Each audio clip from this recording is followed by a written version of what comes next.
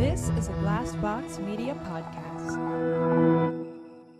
What does a podcast production company do? Where is the industry headed? These are just a few of the questions that podcast founders and experts are answering in a new show from the Podcast Academy and DCP Entertainment, Podcast 360. Company founders and podcast experts will answer 3 questions about all things podcasting. They'll have just 60 seconds to answer. Join us on Podcast 360 with new episodes every Tuesday.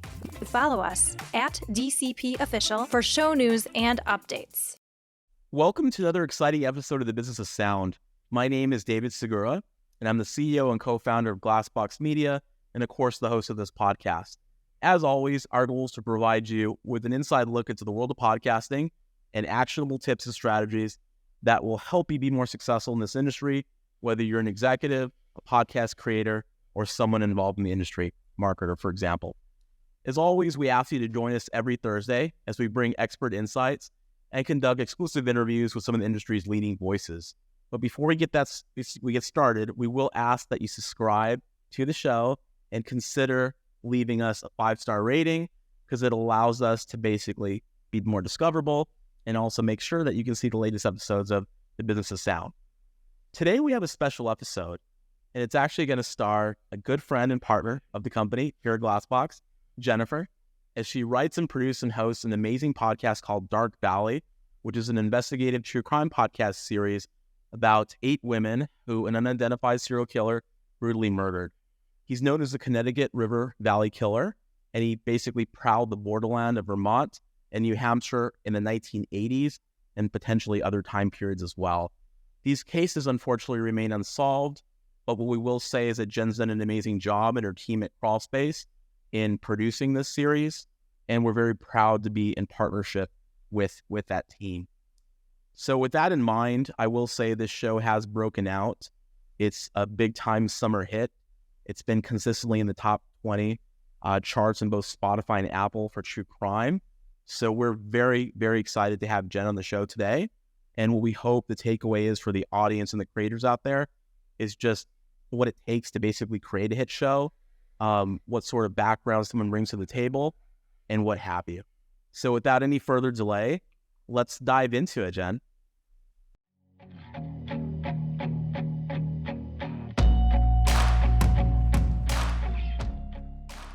Hey, David. It's a pleasure to be here.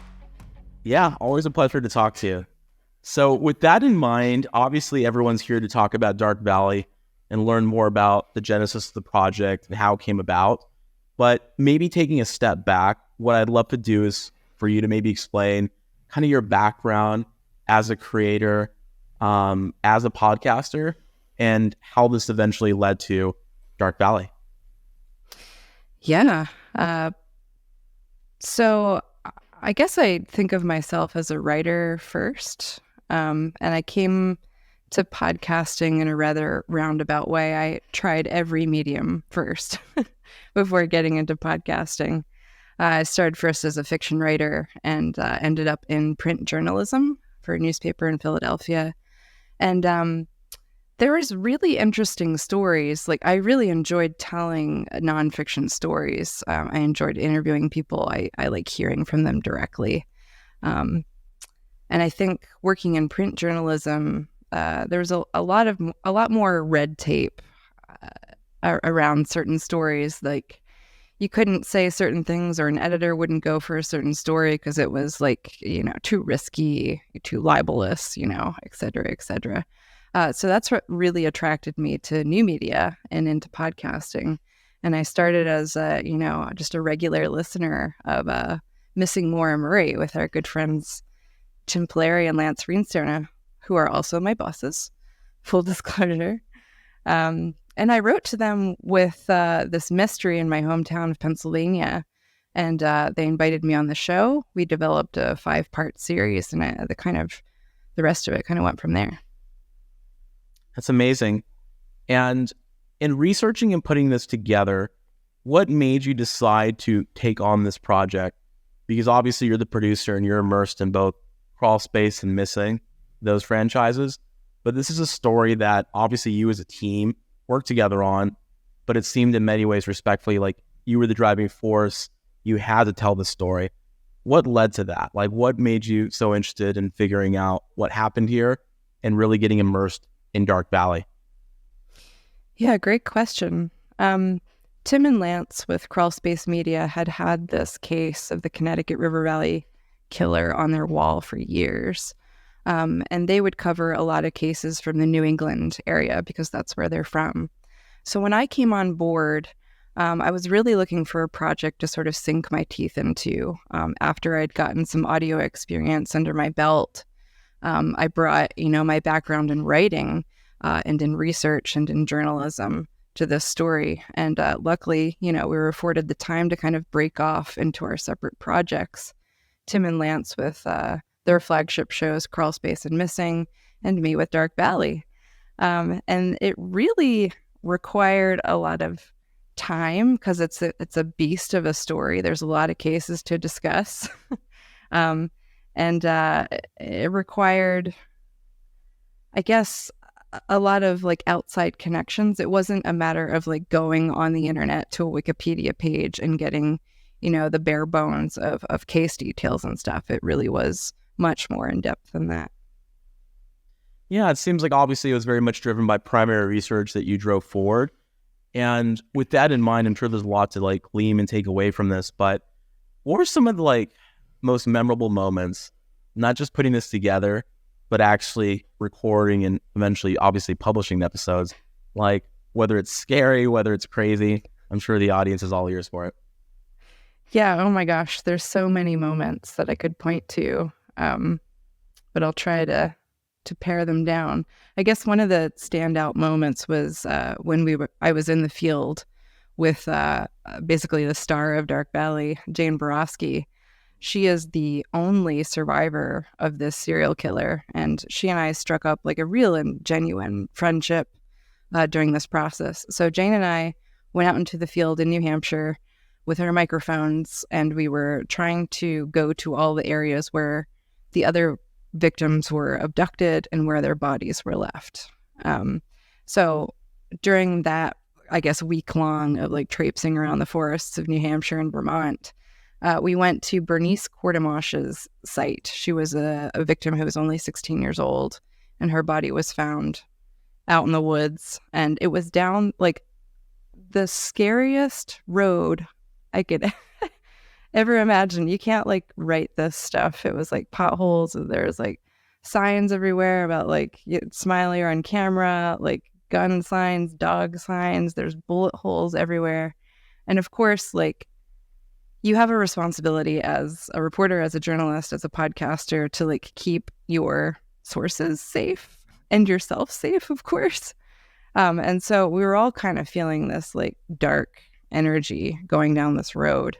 But of course, I was like, well, we're here. I'm going to hop out and take some video. And as soon as I did, a gunshot rang out in the distance. And it wasn't hunting season. And turns out we were on private property, and that was a warning shot. So Jane and I just like hopped back in the car and got down that road in record time. Yeah, that's incredibly scary. And wow. And also just for context for the audience, a lot of people have obviously listened to Dark Valley. It was a phenomenon, as you know. But for those that haven't, you maybe explain a little bit about Jane's unique role and maybe her background in the story? Yeah, I think Jane was the element that made me want to tell the story and need to tell the story.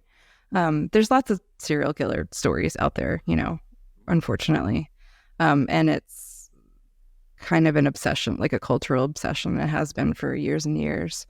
And I wasn't super interested in like peering into the, messed up childhood of a serial killer. So with this case, it's unsolved. We don't know who did it. But what we do have is a survivor. And that's very unique to this story. So Jane was believed to be one of the last victims, or the last victim of this serial killer. Back in 1988, she was in this lonely country store parking lot getting a soda out of a vending machine, and this guy pulled up into the parking lot and accosted her and stabbed her 27 times. She was 7 months pregnant at the time as well, and just miraculously survived. that story alone is the most incredible thing I've ever heard, let alone Jane finding out, weeks later after she gets out of the ICU that she had survived a serial killer and that he had killed at least 8 women before her. Yeah, that's terrifying. And yeah, to your point, I mean, a little biased here, being a kind of a partner with you all on the show, but very unique in the sense that luckily there is a survivor and she is able to contribute to the story. Absolutely. Yeah. And she gets to take ownership of her own story too, which is super important. We'd agree. One other comment, or another question I have at least, would be, true crime is unique, especially I would say this story, because while there are some suspects, officially, it's not a solved case. What sort of extra constraints or even ethical considerations did you have as the storyteller and the primary driver of this because of the fact that it is still unsolved? Yeah, that's a really great question, and something I know the Crawlspace media team had considered in depth, and especially with Glassbox as well. I think there's 2 levels of ethical concerns specific to this story. One is more general in true crime.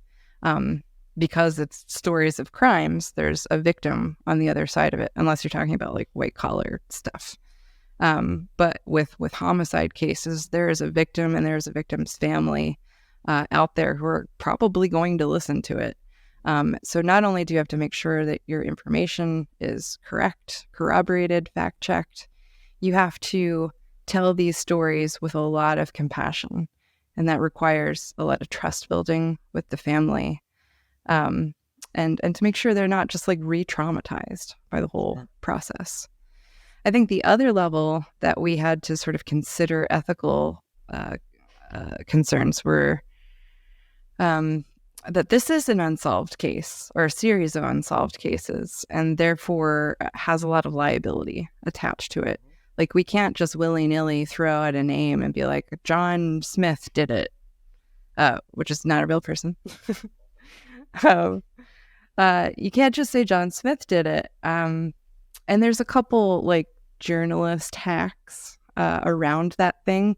Like, if you listen back to Dark Valley, you will never really hear me say someone did it. You might hear other people say someone did it because they can have strong opinions as sources, as interviews. But me as the reporter will never say something concrete like that. And yes. So there's a lot of stuff that kind of goes into it. And I would say, like, the end of my answer is it also requires adventurous partners like Glassbox Media who are willing to like kind of stand behind this and trust in the process. I mean, for us, it's been very beneficial. Obviously, some big ideas, which I think you and your team, Crawlspace, are really spearheading the most. So it's been our pleasure. But one thing that I was kind of curious about, and I know we get a lot of questions about this just from people in the space, in the media space. You mentioned the ethical considerations, and I think you explained that pretty well. But what about like law enforcement and even kind of like, the government to some extent, whether it's, the district attorneys and what have you, like, what's their point of view? I know you always do your best to make it professional, toe the line, if you will. But what was your relationship working with different authorities on this case, at least at arm's length? How could I describe it? Well, I'll preface it by saying my first step in this process was to approach the victims' families and make sure they were okay with me telling the stories. The second step was to try to get law enforcement's involvement in some way. Of course, they're privy to all the information. They have case files, they have evidence, they have lots of stuff. I think it's been a frustrating process for the last couple of years trying to establish that line of communication and that trust between myself and New Hampshire State Police, Vermont State Police. I think we're getting somewhere now, but that took 2.5 years to get there. The state police and the attorney general, especially in New Hampshire, are notoriously closed-mouthed. And of course, it's drawing upon that kind of ancient feud between journalists and law enforcement. I mean, they need each other in some ways, but it can be antagonistic at times. I do think that law enforcement, if you're a cop and you're listening, which would be surprising, but I would love for them to realize how much of a resource podcasts in particular are, that you can pump out information en masse. You can even talk to the podcaster or the journalist and say, hey, release this, don't release this, which can get sticky ethically for journalism. But you can absolutely take a peek at what kind of response it gets. Do people write in with tips? Is there some kind of streamlined process to share information? I think there's a lot of potential in building that relationship. I tend to agree. Like you said, it's never easy. There could be, some just natural possibilities or at least tension. But at the same time, too, I think people are interested in justice, victims' rights. And I think any time, your ends are aligned, there's a lot you can do there. So that's interesting. And we've heard that also from other podcasters, like the team that's overseeing and executing, we think very well, or Long Island serial killer. They've done their best to work with law enforcement. And they were kind of shocked, if you will, to find out that the alleged serial killer who got arrested was actually tuning into the podcast regularly to see if there was updates about him. Yeah. And I didn't know that. Yeah. So honestly, there's a very good chance, let's just say, that there could be, interesting people of interest that are probably tuning into Dark Valley too. So yeah, I think it's sound advice. I am at an undisclosed location. There you go. Yeah. In terms of the future, obviously what makes podcasting special is the medium in itself. People can consume and even binge more or less on demand. It's a special, way to engage and learn, period. But it goes without saying that right now, a lot of podcast trends are leaning towards what happens after, whether it's shows, live events, or especially in this case, TV. Obviously to the extent you're comfortable, where do you see the future, I guess, of Dark Valley going?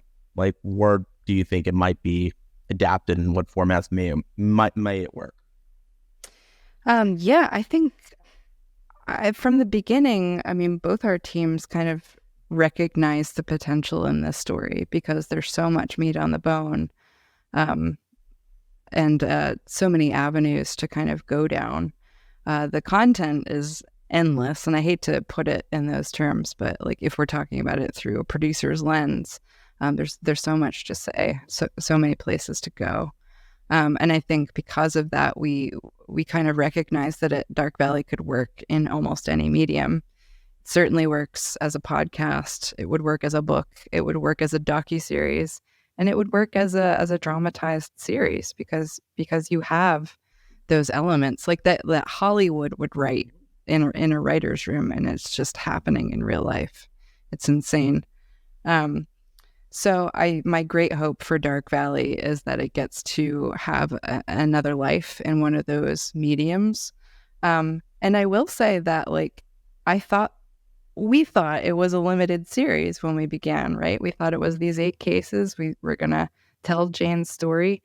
And then out of that process, a whole other story kind of unfolded.